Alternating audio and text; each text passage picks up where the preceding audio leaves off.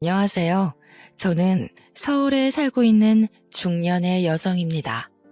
이렇게 글을 쓰게 된 데에는 각자의 이유가 있겠지만 저는 시댁 이야기를 전하고 싶어서 글을 쓰게 되었습니다. 여러분이 지내고 계시는 시월드는 어떠신가요? 제가 겪어온 시월드는 만만치도 않았고 순순치도 않았습니다. 한마디로 유별나고 피곤하고 지치는 시월드였죠. 꽤 괜찮다고 생각했던 남편과 정반대의 시댁 식구들. 저는 이런 상황들을 결혼 도장을 찍고야 알게 되었습니다. 남편은 여우같이 어떤 내색 하나 없이 가족들이 다 평범하고 화목하다는 듯이 이야기를 했었는데 말이죠. 시댁은 왜 이렇게 저희들에게 시련을 안겨주는 걸까요? 곰곰이 생각을 한 지가 벌써 10년이 넘는데도 아직 답을 찾지 못했습니다. 혹시 답을 아시는 분이 계시다면 저에게 꼭 알려주시길 바랍니다. 제가 이런 상황이 펼쳐질지 처음부터 알았더라면 같은 선택을 하며 남편과 결혼을 했을까요? 저는 아닐 것 같습니다. 다른 선택을 했을 것만 같습니다. 그래서 저와 같은 결정을 내리지 말아달라는 부탁과도 같은 오늘의 사연입니다. 모두들 공감해 주시며 즐겁게 들어주시면 감사하겠습니다. 제 남편은 작은 중소기업에서 일을 시작했습니다. 저는 남편이 다니고 있던 회사에서 남편보다 조금 늦게 입사하게 되어 회사 격리를 했었죠. 저와 제 남편 모두 20대 초반부터 쭉 성실하게 일만 해왔습니다. 각자 이전에 이성을 만났던 연애 경험도 적었더라고요. 그랬던 저희 둘을 모두 알고 있던 회사 사람이 중간 다리를 놓아줬습니다. 그렇게 저희 둘은 처음으로 만남을 가지게 되었습니다. 사실 그렇게 만나서 결혼까지 하겠어? 하는 마음으로 가볍게 나갔던 자리였는데 어떻게 사람 관계라는 게 정말 한 치 앞도 알 수 없는 것 같습니다. 그렇게 부담스럽지 않은 마음으로 나가게 된 자리에서 미래를 약속하는 남편을 만나게 될 것이라고는 상상도 하지 못했기 때문이에요. 서로 큰 기대가 없이 회사 사람의 부탁으로 나갔던 자리에서 의외의 호감을 가지게 된 저희 둘은 그 다음 식사 자리를 약속하고 헤어지게 됐습니다. 그렇게 저희는 연애라고 하기에는 너무도 짧았던 몇 번의 만남과 데이트라고 하기에는 너무 소박했던 식사 자리를 가지며 서로에 대해 알아가게 되었죠. 대화를 나누어 볼수록 남편은 지극히 평범한 가정에서 살아온 사람이었어요. 제가 당시에 20대밖에 되지 않긴 했었지만 평범하게 사는 것이 어떤 것보다 제일 어렵다는 생각이 들었었기 때문에 몇 번 만나면서 평범한 환경에 적당한 벌이, 남들 보기에 멀끔한 인상을 가진 사람이라는 것이 저에게는 메리트 있게 느껴졌습니다. 괜찮은 사람이라는 생각이 들었던 것이죠. 남편도 무던하면서도 쾌활한 제 성격이 마음에 들었다고 했습니다. 남편이 하는 어떤 이야기에도 방긋방긋 잘 웃어주는 사람이어서 특히나 좋았다는 이야기를 자주 했습니다. 그렇게 저희는 몇 번의 만남 후에 빠르게 상견례를 했어요. 저도 남편 쪽도 크게 미룰 것은 아니라는 의견이었던지라 생각보다 속전속결로 이루어지는 상황이 차라리 좋았네요. 어떤 일이 있을지라도 서로를 믿고 가정을 꾸려가자는 일념하에 어렵사리 모아온 적금도 깨서 저희 둘이 모은 자금으로 결혼식을 올리게 되었습니다. 정말 뿌듯했죠. 그리고 양가 부모님도 참 저희를 기특하고 대견하게 여기셨습니다. 우리가 모은 돈으로 결혼식을 올릴 수 있다는 것이 얼마나 뿌듯한 일인지 모르겠어. 내 주변 친구들만 봐도 각자 부모님께 손을 벌리는 일이 다반사더라고. 우리는 우리 힘으로 처음부터 해낸 거니까 정말 끝까지 잘 살아봐요. 그리고 적금은 아깝게 깨긴 했지만 이제 결혼하고 신혼생활하면서 다시 빠듯하게 모으면 될 테니 너무 걱정 말자고요. 그래. 그렇게 하자. 정인이 네가 그렇게 알뜰살뜰하게 지내온 줄 몰랐어. 정말 네 덕이 크지. 고마워. 우리 힘으로 이렇게 식을 올릴 수 있을 거라 생각도 못했는데 너에게 감사하지. 나랑 결혼해줘서 고마워, 정윤아. 네, 그렇습니다. 적금도 남편보다 제가 더 많이 모았고 그 아까운 적금을 깨서 결혼 자금으로 다 털어서 썼던 것이죠. 저는 아깝다는 생각은 전혀 하지 않았습니다.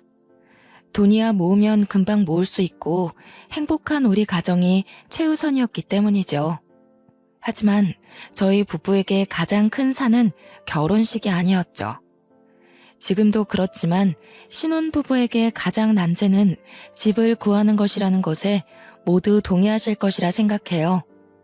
저희 둘이 함께 다니던 회사가 서울에 위치해 있어서 최대한 서울에 있는 집을 구하고 싶었어요. 하지만 부동산을 몇 번을 돌아보고 발품을 팔아도 도저히 서울에서 집을 구하는 것은 어려운 일이더군요. 그래서 저희 수중에 있는 돈으로 가능한 곳을 찾다 경기도 지역으로 빠지게 되었습니다. 아, 여보, 어떡해 해요. 진짜 결혼식은 어떻게 올린다 해도 집이 도저히 안 구해지네. 집이 많아도 우리가 살 집은 없다는 것이 너무 슬퍼요. 어떻게 하는 게 좋을까요? 그래도 서울에서 집을 얻고 싶긴 한데 나중에 애들 교육도 그렇고. 고민이 많이 되기는 하지만 어떻게 생각해도 서울권 내에서 집을 구하기는 어려울 것 같고. 그렇지? 그러면 차라리 우리 집 근처는 어때? 경기도권인데 서울까지 올라오는데 지하철로 30분도 안 걸려. 그리고 혹시 나중에라도 우리가 돈 모으면 언제든 서울로 이사 갈 수도 있는 거니까 이게 제일 합리적인 방법일 것 같은데? 그렇게 저희는 시댁에서 가까운 곳으로 신혼집을 차리게 되었어요. 사실 조금 걱정도 되기도 했습니다. 저를 잘 아는 친정 언니들도 그렇게 시댁 식구들이랑 가까이 지내는 것이 괜찮겠냐고 저를 걱정하며 만류하기도 했죠. 하지만 시댁에서는 가까운 곳에 집을 얻었다고 잘했다고 기특하다며 도와주신 자금이 있었기 때문에 제가 불편할 것 같다는 이유로 그저 계획을 틀어버릴 수도 없었던 상황이었습니다. 아이고, 우리 새아가 예뻐라 예뻐. 어떻게 신혼집을 이쪽에다 구할 생각을 다 했대? 그래, 요즘 애들은 시댁이랑 떨어지려고 그렇게 난리라던데 우리 새아가는 얼마나 착해. 누가 먼저 말하지 않아도 이렇게 시댁 식구들이랑 잘 지내고 모실 생각도 하고 정말 대견해 며느라가. 그렇게 저희 부부는 평탄하게 신혼집을 구하고 평범하게 결혼식을 올릴 수 있었어요. 가정을 꾸리면서 행복하게 펼쳐질 우리 가정에 대한 상상을 하며 지냈던 시간이었습니다. 하지만 꿈과 현실은 분명히 달랐습니다. 시댁 어머님이 그렇게 평범하신 분이 아니더라고요. 상견례 자리에서나 결혼식을 준비하며 몇 번 만나 뵈었을 때 어머님의 모습은 진짜 어머님의 본 모습이라고 하기 어려운 가면을 쓴 모습이었어요. 사실 아직까지도 잘 모르겠습니다. 어머님께서 일부러 숨기신 것인지 낯을 가리셨던 것인지 말이에요. 우선 어머님은 말씀이 굉장히 강하신 분이었습니다. 억세고 드센 말씀을 아무렇지 않게 하시곤 했어요. 그리고 저희 부부가 살아가는 모든 과정이 못 믿었게 생각하셨어요. 저희 가정에 참견하시는 정도가 정말 도를 지나치다 못해 선이 없었습니다. 저는 우선 집에서 막내로 살아왔기 때문에 밥을 하거나 반찬을 다양하게 만들어 본 경험이 적었어요. 신혼 초에 그래도 남편 맛있게 밥을 지어주겠다며 요리 학원을 다니기도 했었지만 그 사실을 알게 된 어머님께서 도대체 음식을 돈 주고 배우면 얼마나 배운다고 당장 그만두고 CME 둬서 뭐하냐는 이야기로 혼을 내셔서 바로 그만두고 그날 이후로 어머님께 직접 요리를 배우고 있었습니다. 아니, 얘는 돈 아까운 줄도 모르고 음식 그 몇 개 만든다고 그걸 돈 주고 배우니? 참 요즘 젊은 애들 생각도 짧지. 얘, 그 돈 있으면 우리 옷이라도 하나 사다 줘라. 그 요리 학원 그렇게 비싸다던데 며느라가 금전적으로 여유가 좀 있나 보다. 힘든 줄 알았는데 아니었네. 우리 아들만 고생하고 밥 못 먹고 사는 건 아니었나 싶기도 하고.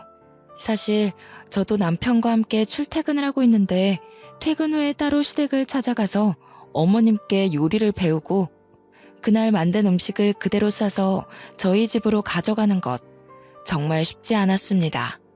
게다가 어머님께서는 아들내미 밥 먹이는 거 식지 않게 따뜻하게 먹여야 한다면서 꼭 저를 그렇게 닥달하시고 굼뜨다고 빨리빨리 챙겨서 어서 가라 이야기를 하시곤 했어요. 저도 이 집의 식구가 된 건데 아들만 챙기시는 어머님. 마음이 울적했지만 남편을 생각해 주시는 마음은 한편으로는 감사했고 어머님도 피곤하실 텐데 제가 요리하는 것을 알려주시는 것도 감사한 마음도 있었기 때문에 그냥 그러려니 넘어가려 노력했답니다. 또 한 번은 제가 빨래를 집안에 널어두고 출근을 했었는데 집에 돌아와 보니 널어둔 빨래가 사라졌지 뭐예요. 이게 뭐지? 도둑이 든 건가? 싶은 마음에 너무 놀라서 남편을 붙잡고 큰일 났다, 도둑이 들었나 보다 이야기를 하며 집을 차근차근 봤는데 없어진 것은 오직 빨랫감이었습니다. 이게 뭔가 싶어서 설마 하는 마음에 옥상으로 향했네요. 저희 빨랫감들이 다 옥상에 다시 널려 있었던 것입니다. 너무 충격을 받은 저는 이게 무슨 상황인가 싶어서 넋을 놓고 있었는데 생각해보니 저희 집 열쇠를 가진 사람은 저와 남편뿐이었습니다. 남편에게 혹시 몰라 이야기를 했어요. 여보, 나는 다른 사람한테 열쇠 준 적 없는데 당신 혹시 다른 사람한테 열쇠 준 적 있어요? 그게 미리 말했어야 하는 건데. 남편이 그렇게 뜸을 들이며 하는 말이 더 가관이었습니다. 시댁 어머님께 열쇠를 카피해서 넘겨드렸다는 거예요.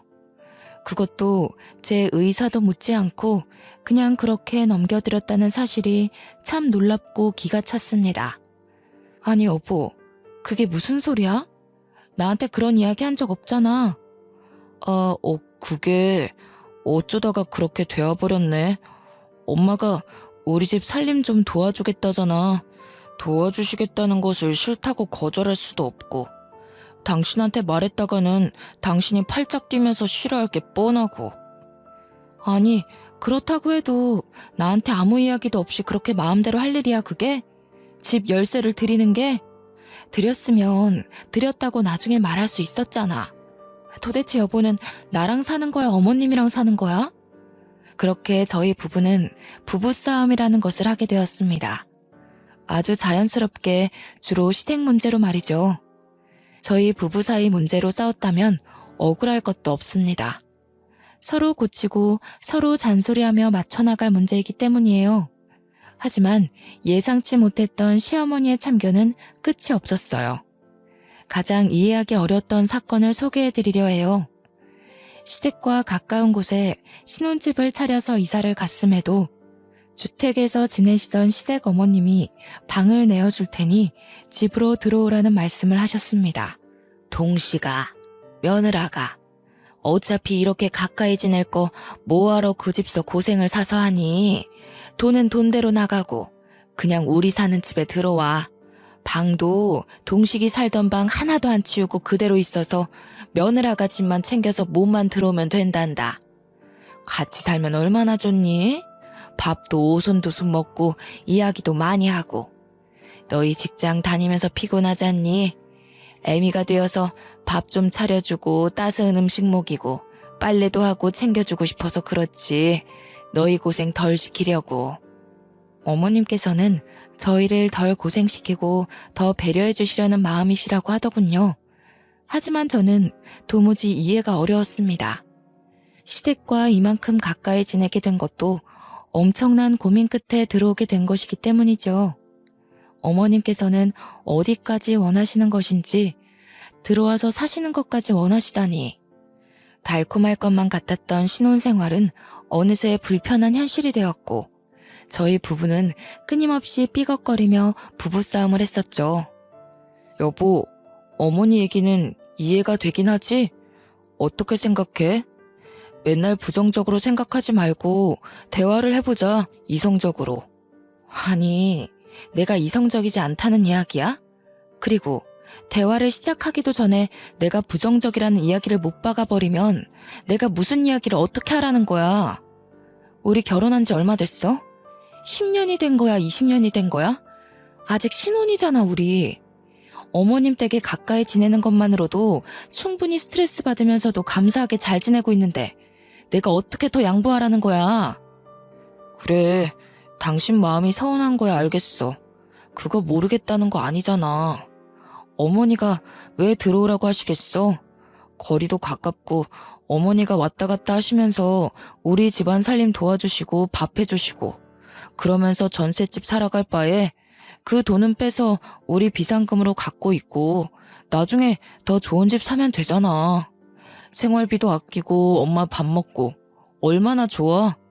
퇴근하고 편안하게 쉴 수 있는 거잖아.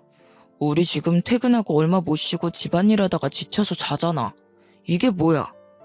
아니 그래서 어머님 댁으로 들어가겠다고? 귀엽고 그러시겠다는 거지? 부부싸움을 하는 것도 지치는데 남편은 진짜 남의 편인지 뭔지 자기 엄마 편을 그렇게 들어대는 것이었습니다. 아니 신혼인데 적어도 이 짧은 시기만이라도 제 편을 들어줘야 하는 게 맞지 않나요? 남편 꼬락서니가 너무 화가 나고 열이 받았어요. 남편은 계속 시댁 어머님께서 당신 생각이 분명히 있어 불렀을 거라며 끝까지 엄마 편을 드는 거예요.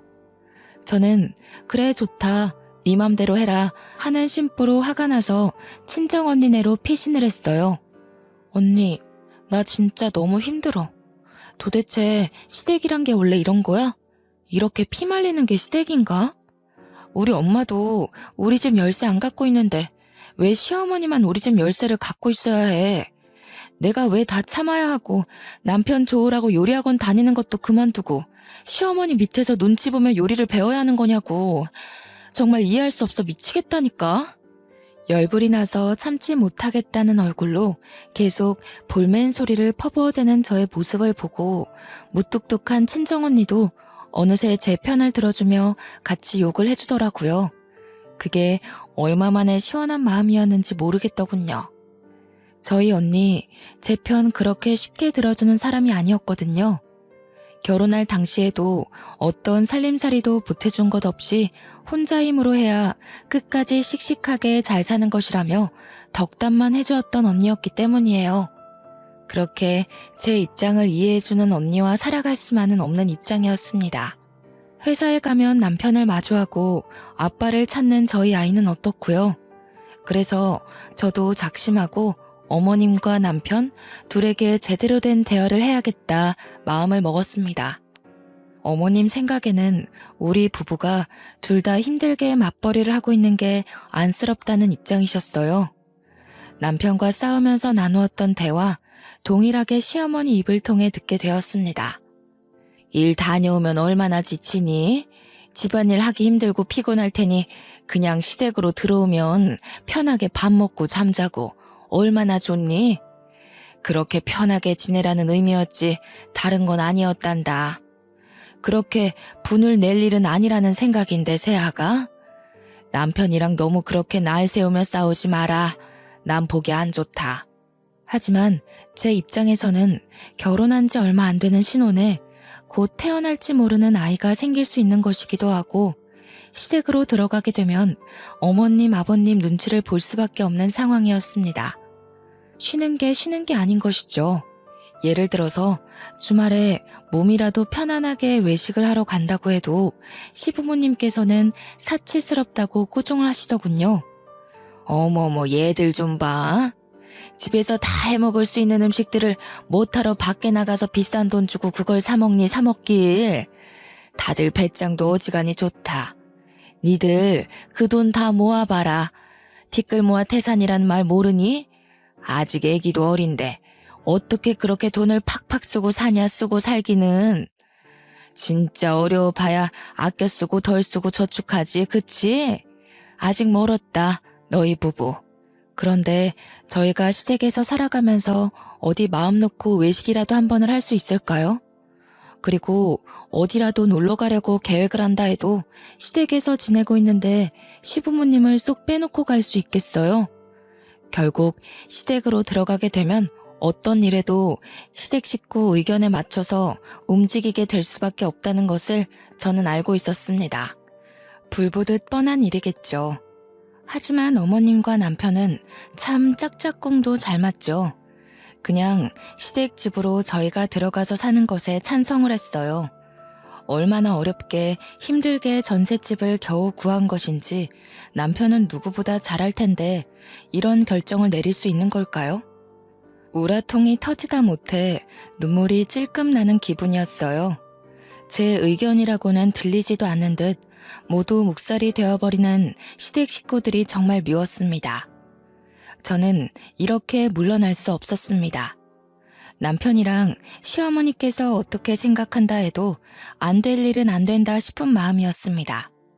그래서 저는 당장은 절대 안 되고 우선 시간을 두고 지내보며 생각해보자는 의견을 내세웠어요. 저는 도저히 절대 용납이 안 되고 납득도 안 됩니다, 어머님. 저희가 어머님 댁에 찾아뵙지 않는 것도 아니고 살림을 그렇게까지 못나게 하는 것도 아니지 않나요? 밥도 잘해 먹고 빨래도 알아서 잘해요. 저희가 알지 못하는 어머님의 완고한 기준이 있으시다는 거 잘 알겠어요. 그렇지만 저희 부부는 저희 두 명이서 해결해야 하는 문제라고 생각해요. 어머님 댁으로 들어간다고 해서 피곤했던 게 안 피곤해지고 치우던 걸 안 치운다는 것은 말이 안 되는 것 같습니다. 어머님, 안 됩니다. 저는 당장엔 절대 못 들어갑니다. 같이 가야 하는 제가 이렇게 완강하게 반대 입장을 보이니 남편도 시어머니도 주춤하는 모습이 있었습니다. 제가 여태 한 번도 이렇게 강하게 시어머니께 반대 의견을 보였던 적이 없었기 때문이었겠죠. 그렇게 다행히도 제 뜻대로 시댁과 가까운 문제의 신혼집에서 생활을 몇 년간은 이어갈 수 있었어요. 바로 아이가 생겼기 때문입니다. 아이를 임신하고 출산하는 과정에서는 시부모님도 어쩌지 못하시고 이사와라 들어와라 같이 살자는 말씀이 전혀 없으시더군요. 저는 아이를 무사히 출산했습니다. 그리고 아이가 커가는 모습에 까르르 웃어주는 그 얼굴에 그간 받아왔던 스트레스도 단번에 풀렸어요. 저는 그렇게 아이를 바라보며 행복하게 살아갈 수 있을 거라 생각했었죠. 하지만 그렇게 강했던 어머님은 어디 가신 것이 아니었습니다. 어머님 친구분 중에 한 분이 다단계를 하신다는 것은 익히 들어와서 알고 있었던 사실이었습니다. 어머님과 굉장히 친했던 친구분이었는데 그 길로 빠졌다며 뒷이야기를 많이도 하셨기 때문에 알고 있었어요. 에이구, 그 바보 같은 순자. 나랑 국민학교 같이 다닐 때부터 그렇게 바보 같은 구석이 있었는데 나 이럴 줄 알았다니까. 다단계 빠졌다는 얘기는 애초에 했었지? 그래, 그거 말고 또 하나 더 시작했다네. 바보 천치도 그런 바보 천치가 없어요. 인생 그렇게 낭비하지 말라고 그렇게 말려도 애가 말을 들어야지. 원참. 지 인생 그렇게 쉽게 말아먹는 것도 능력이다, 능력이야. 난 그냥 손들라고. 순자, 내가 아무리 뭐라 해도 안 들어. 그렇게 순자라는 친구분 욕을 많이 하셨던 시어머니셨죠. 하지만 한순간 태도가 180도 바뀌시더라고요. 사람이 그럴 수 있나 싶을 정도였습니다. 어머님이 어느 순간 다단계에 빠지셨던 것이었습니다. 친구분 중에 순자라고 하시는 분이 새로 시작했다고 하는 그 사업에 같이 뛰어드셨던 것이었습니다. 하지만 어머님께서는 그 일이 다단계라는 사실을 전혀 인식하지 못하셨죠. 아니, 내가 그렇게 순자 욕을 했었는데 내가 미쳤었지. 순자 좋은 일 하고 있더라고. 무슨 사회공헌? 그런 것도 하고 돈을 겁나게 쓸어 모으던데 알고 보니 누이 좋고 매부 좋은 그런 일을 하고 있더라고. 나도 돈 벌고 순자도 돈 벌고 같이 돈 벌고 같이 부자 되는 그런 일이었어. 진짜 내가 멍청했지. 나쁠 게 하나 없는 괜찮은 일이었는데 이제야 시작하다니 아이고 아까워라. 이런 말씀을 하시면서 은근히 투자에 대해 말씀을 하시는 것이었습니다. 시작은 이미 하셨는데 더 나은 투자를 받아서 파일을 키우고 제대로 해보고 싶으시다는 것이었습니다. 그러면서도 저희 부부에게 투자금을 조금만 빌려달라고 하시는 거예요. 저는 당연히 결사반대했습니다. 어머님께 그런 식으로 말씀드리면 안 되는 것은 알고 있었지만 직설적으로 다단계에 대해 안 좋은 이야기를 직접 말씀드렸고요. 어머님, 지금 무슨 일을 하고 계신지 알고 계세요? 그 좋다는 거 다단계예요, 다단계. 다 허울만 좋은 사업이지 다단계라고요, 어머니. 어머님 친구분이 다단계 하신다고 그렇게 욕하시고 미워하고 걱정하셨던 건 생각 안 나세요? 그런데 어떻게 이렇게 갑자기 투자까지 위험하게 하시면서 다단계를 해보시겠다는 거예요? 정신 차리세요, 어머님. 진짜 저희 집안 다 말아먹으면 어머님께서 책임지실 수 있으세요? 있는 재산 없는 재산 다 눈앞에서 한순간에 사라질 수 있는 심각한 일이에요, 어머니. 진짜 그만하셔야 해요. 저는 남편에게도 호소를 했어요. 어머니께서 다단계에 빠지신 것 같으니 어서 그만두시라고 해야 한다고 말이죠. 사실 초반에야 누구든 호기심으로라도 시작을 할 수 있다고 생각해요. 하지만 나중에 되어서는 내가 감당할 수 없는 눈덩이처럼 빚이 불어나기 마련이죠. 그렇기 때문에 더욱 빠져나오기 어려울 것이 뻔했습니다. 그래서 제발 어머니께 그만두고 나오시라고 말려야 한다는 이야기를 했어요. 제가 이렇게까지 치를 떨며 절대 반대하는 데에는 사실 이유가 있었어요. 남편에게는 차마 말하지 못했던 저희 집안의 치부였어요. 친정 식구 중에서도 다단계 빚 때문에 그렇게 고생을 했었기 때문에 저는 다단계라 하면 정말 끔찍했습니다. 아무리 좋고 이득만 보는 일이라고 해도 사실 그런 일이 이 세상에 존재하지 않을 뿐더러 엇비슷하게 그런 일일 수 있더라도 위험성이나 리스크가 있을 수밖에 없는 일이겠죠. 다단계, 그 끝을 너무도 잘 알고 있었기에 정말 시어머니는 어떻게 해서든 뜯어 말려야겠다는 생각뿐이었어요. 하지만 어머님은 제 이야기를 듣지 않으셨습니다. 귀담아 들어주시기는커녕 무시한 것에 가까웠죠. 제1금융권에서 끌어오기 어려운 자본들을 사채를 통해 모았고 주변 지인들한테까지 손을 뻗치고 투자금을 마련했습니다. 그렇게 여기저기서 끌어모은 돈은 억대가 넘어가는 큰 돈이었습니다.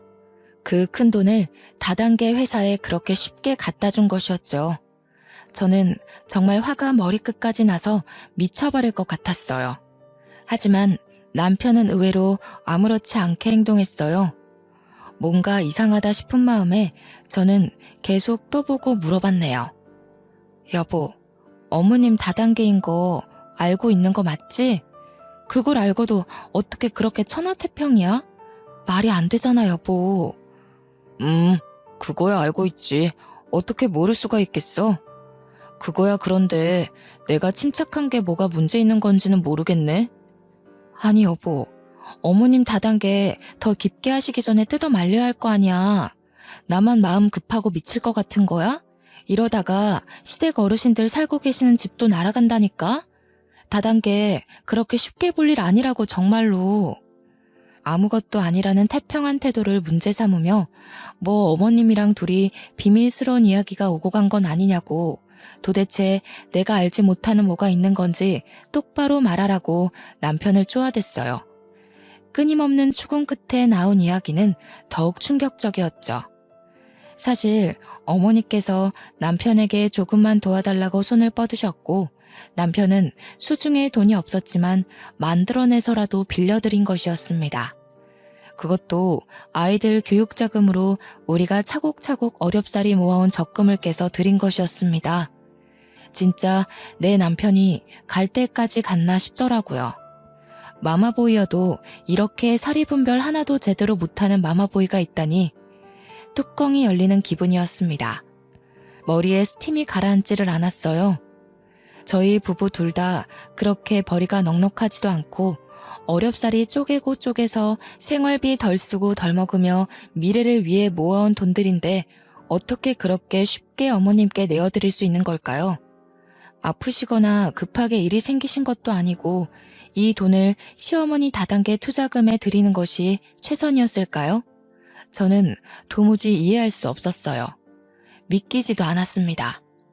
저는 남편에 대한 신뢰가 와장창 모조리 깨져버렸어요. 어머님이 다단계에 깊게 빠지시면서 끊임없이 돈을 더 필요로 하셨죠. 사채업자로부터 독촉이 심해졌던 것도 그 시기였습니다.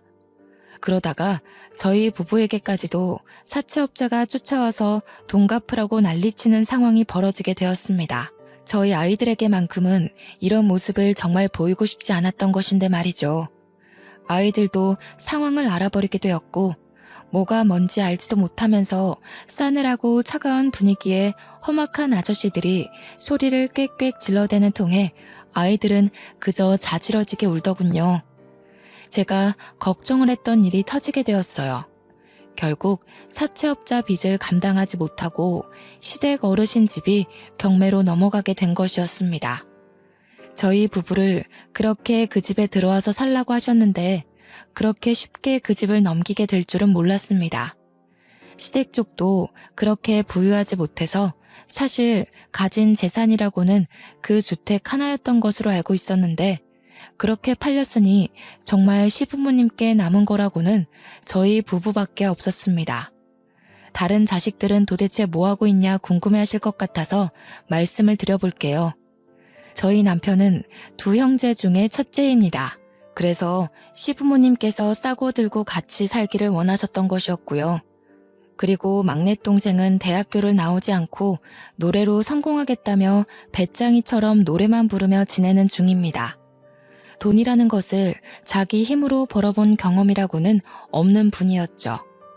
그렇게 시부모님께 붙어서 생활비 아끼며 살아갔던 것이었습니다. 상황이 이렇기 때문에 시부모님이 기대실 곳이라고는 저희 집뿐이었던 것이죠. 하지만 저희 집이라고 녹록치 않은 상황이었습니다. 우선 모아둔 적금이라고는 이미 남편이 저 몰래 어머니께 가져다 드렸고 살고 있는 집도 전셋집에 겨우 연명하며 살아가고 있었어요. 이런 저희 집임에도 시부모님은 얹혀서 지내실 생각을 하셨습니다. 그리고 도련님도 오갈 데가 없어지게 된 상황이니 저희 집으로 얹혀 사실 생각을 당연히 하셨던 것이었겠지요. 아, 우리 집 이렇게 될 줄은 꿈에도 몰랐네. 저 노래 계속하고 엄마 아빠랑도 지내야 하는데 괜찮으시죠? 같이 집에서 지내는 것. 아이들도 제가 오며 가며 잘 봐드릴 테니 베이비시터는 안 써도 되겠어요. 되려 인심 써주듯 아이를 봐주겠다는 이야기를 하며 봉창 두드리는 소리를 하는 도련님을 보며 속이 더 타들어갔습니다. 저희 집이 그렇게 넓은 집도 아니고 아이들 키우며 겨우 살고 있는 집인데 도련님의 시부모님 두 분까지 들어온다니요. 이게 무슨 상상 초월하는 상황인지 저는 아직까지도 이해가 되지 않더라고요. 이제 정말 이건 아니다. 이렇게는 못 살겠다 생각이 들었습니다. 나를 속이고 다단계 투자금으로 적금을 빼주고 시댁에서는 다단계로 집이 경매에 넘어가고 빚은 왕창 생겨서 저희까지 사채업자에 시달려야 한다뇨. 생각만 해도 너무 끔찍하지 않나요? 우선은 제가 할 수 있는 일을 해봐야겠다 싶어서 별거를 하자고 남편에게 통보를 하고 아이들을 챙겨서 나왔습니다. 그렇게 당당하게 나왔어도 사실 제가 아이를 데리고 갈 수 있는 곳은 거의 없었습니다. 사채업자가 저희가 살고 있는 집, 시댁 어머님 집까지도 다 꿰차고 있었거든요. 여보, 나 더 이상은 한 지붕에서 못 살겠어. 사채업자는 왜 저렇게 끊임없이 끈질기게 구는지 모르겠고 사실 어머님이 사채 쓰신 것부터가 이해가 안 되는데 다단계는 또 계속 하시는 거잖아. 집안을 살려보시겠다 하면서도 다단계를 계속 하시는 것이 정말 말이 된다고 생각해? 이게 무슨 논리야? 당신도 어머니 말에 동의하는 거야? 왜 맨날 엄마 이야기만 하면 말이 없어지는 거야? 벙어리야? 엄마랑은 그렇게 쿵짝이 잘 맞아서 서로 돈도 다 빌려주고 나한테 안 한 얘기도 많잖아. 나 정말 못 살겠어. 당분간 애 데리고 나가서 지낼게. 그런 줄로만 알아. 어차피 회사에서 얼굴 보니까 괜히 나 찾겠다고 들쑤시고 다니지 말고. 그래서 우선은 친정 언니네로 아이를 데리고 피신을 갔었죠. 아이는 저희가 도망쳐 나온 집 근처 학교를 다니고 있었던 상황이었습니다. 그래서 언니네 집에서 아이 등하교를 매일같이 도와줬어야 했습니다. 저는 새벽 4시에 일어나서 아이 밥을 챙기고 회사 갈 준비를 해서 아이를 새벽같이 등교시키고 나서야 저도 회사로 출근하는 일정을 몇 달간 반복했습니다. 매일 아침 전철은 또 왜 이렇게 전쟁 같은지요? 아이를 데리고 타기에 숨이 막히고 아이한테도 정말 못할 짓을 하는 것 같아 너무도 미안한 마음이 컸어요. 정말 딱 죽을 것 같다는 표현이 적절한 상황이었습니다. 참기 어려운 고통이었습니다. 아이를 키우는 것부터 별거하고 있는 상황에서 회사에 출근하면 남편 얼굴을 마주해야 한다는 것이 힘들었습니다. 아이를 낳고 나이도 먹고 이직하기 어려운 상황에 제가 답답하기만 했습니다. 회사 하나 마음대로 못 그만두고 못 옮기고 있는 제 처지가 참 딱하더군요. 차라리 빠르게 이혼 도장 찍고 나라 도움이라도 받으며 사는 것이 나아도 낫겠다는 생각뿐이었어요. 맨날 남편이랑 시댁 식구들 사채업자를 피해 다니는 것이 너무도 끔찍했고 아이에게도 너무 큰 상처라는 생각이 들어서 정말 눈물나게 미안했습니다. 저는 남편과 진지하게 대화를 했어요. 남편은 자기 엄마를 버리고 남남처럼 살아갈 생각은 정말 추호도 없더군요. 끝까지 엄마가 불쌍하다며 엄마는 혼자라는 둥 말도 안 되는 소리를 하는 것이었습니다. 정말 마마보이는 변하지 않더라고요. 이런 남자가 어떻게 양육권 주장을 할 수나 있겠습니까? 절대 못하겠죠. 내 새끼는 내가 키워야겠다는 것도 결국 합의를 했고 이혼 도장을 찍게 되었습니다. 저는 이혼으로 제 결혼을 끝마치게 될 것이라는 것은 예상하지 못했던 일이었어요. 저에게 이런 일들이 벌어질 것이라는 것도 생각해 본 적도 의심해 본 적도 한 번이 없습니다. 하지만 이혼으로 끝을 마친 것은 개인적으로는 마음 아플 수 있는 일이었지만 저와 제 자식에게는 새로운 계기이고 시작이고 출발이 되었습니다. 저는 이혼 후 곧장 퇴사를 했습니다. 사실 무서웠습니다. 이 회사만 다닌 지 벌써 10년이 넘어가는데 사회생활은 이 한 회사에서만 해왔는데 일이라고는 격리 업무밖에 알지 못하는데 말이죠. 용기를 냈습니다. 제 새끼를 키워야겠다는 다짐은 어떤 일이라도 할 수 있게 저에게 큰 동기부여가 되었습니다. 더 맛있는 음식을 먹이고 더 좋은 옷을 사입히고 더 좋은 학원을 보내고 교육을 받게 하리라 다짐을 하며 열심히 살았네요. 초반에는 정말 닥치는 대로 일을 했습니다. 남편이 이혼 후에 양육비를 준다고 해도 가진 것도 없는 남편이라 매달 고작 20만 원밖에 받지 못했죠. 그래서 저는 식당에서 서빙하고 요리하는 것부터 연회장에서 하는 아르바이트, 동대문 남대문에서 도매 소매 일을 돕는 일도 해보았어요. 신문 배달, 우유 배달, 걸어서 할 수 있는 배달들도 제가 안 해본 것이 없었을 정도였어요. 하나의 일을 제대로 진득하게 해보고 싶다는 마음은 꾸준히 있었습니다. 하지만 당장의 생활비를 위해서는 닥치는 대로 이 일 저 일 두서없이 2가지 이상씩 할 수밖에 없었습니다. 그렇게 지내기를 반복하다가 저는 저와 딱 맞는 아르바이트를 운 좋게 하게 되었습니다. 꽃가게에서 꽃을 다듬는 일이었습니다. 사람들은 그렇게 힘이 들고 손을 다치고 어렵다고 하는 일이었는데 저는 꽃을 만질 때만큼은 행복하고 생기가 돈 적이 없었을 정도로 꽃이 참 좋았습니다. 제가 이렇게 좋은 마음으로 일을 하고 있는 것을 주인분께서도 알고 계셨던 것 같습니다. 어느 순간 저에게 새벽에 일해도 괜찮냐고 제안을 하시더군요. 정윤 씨, 새벽에 꽃시장 가는데 같이 다녀볼래요? 막 어렵지는 않을 거예요. 차근차근 옆에서 알려줄게요. 저는 이 제안이 너무도 감사했습니다. 아이를 키우면서 더 이상 투잡, 쓰리잡은 어렵겠다 싶었는데 제가 일을 하던 꽃집에서 그것도 제가 가장 원했던 일을 더 배우면서 장사를 할 수 있는 것이 행복했습니다. 그렇게 꽃가게를 운영하는 방법을 하나하나 배우고 제 것으로 만들어 갔습니다. 생각보다 꽃을 다루는 것은 섬세하고 예민한 일이어서 아무나 맞지 않는다고 하는데 저는 꽃을 다루는 일이 섬세하고 예민해서 좋았습니다. 제가 다루는 대로 다루어지고 물을 주면 주는 대로 싱싱해지고 어떻게 잎사귀와 줄기를 자르고 어떤 꽃과 어떤 꽃을 곁에 두는지에 따라 분위기가 달라지는 그 성취가 참 좋았습니다. 하지만 안타까운 일이 생겼어요. 의지했던 사장님께서 몸이 편찮아지신 것이었죠. 그렇지만 위기가 기회로 찾아왔습니다. 그 가게를 저에게 인수해 주시겠다는 것이었죠. 그것도 따로 값을 치르지 않고 말이에요. 제가 지극정성으로 가게를 운영하고 아르바이트라고는 하지만 누구보다 열심을 내는 모습과 새벽에 어떤 일이 있어도 늦지 않고 일을 함께 해준 것이 고맙다며 저에게 가게를 맡기시듯 넘기신 것이었습니다.